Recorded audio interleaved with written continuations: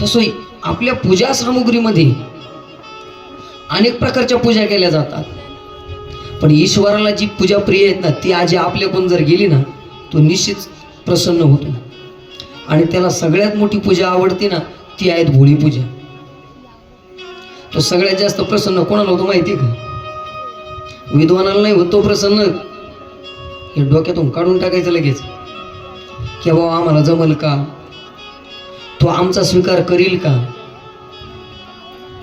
तो विद्वानाला प्रसन्न होत नाही, ज्याचे 4000 अभंगपाठ त्याला बी प्रसन्न होत नाही, ज्याला रोजचे 3 कीर्तन आहे त्याला बी प्रसन्न होत नाही, ज्याचा हरिपाठ पाठ आहे काकडा पाठ आहे त्याला बी प्रसन्न होईल ना होईल सांगता येत नाही.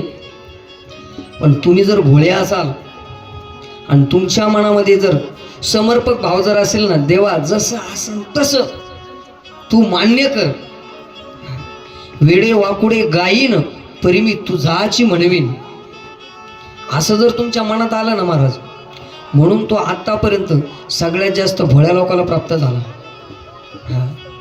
आणि त्याच्यामध्ये विशेष करून भगवान शिव हे माता वर्गाला जास्त प्राप्त होतं. त्याचं कारण सांगितलं का बरं माहिती आहे? माता वर्गाचा हा अत्यंत भोळा भाव असतो. माणसं तरी दर्शन घेताना कपडे सावरून भरता की काय वा नाही का, हे सगळ्या गोष्टीचा अंदामंदा घेऊन माणसं पाया पडतात. पण स्त्रिया महिला अतिशय भोळेपणानं अतिशय नम्र भावनेनं त्या भोळे बाबाजवळ जातात, त्याची सेवा करतात. त्याचा परिणाम असा होतो महाराज, आपल्या संसारामध्ये या दुःखावर मात करण्याकरता कोणाची साधना कामं येत असेल माहिती आहे का? फक्त श्रीवर्गाच्या त्या भोळे भावनेची श्रद्धा आणि ती साधना त्यांना कामं येते.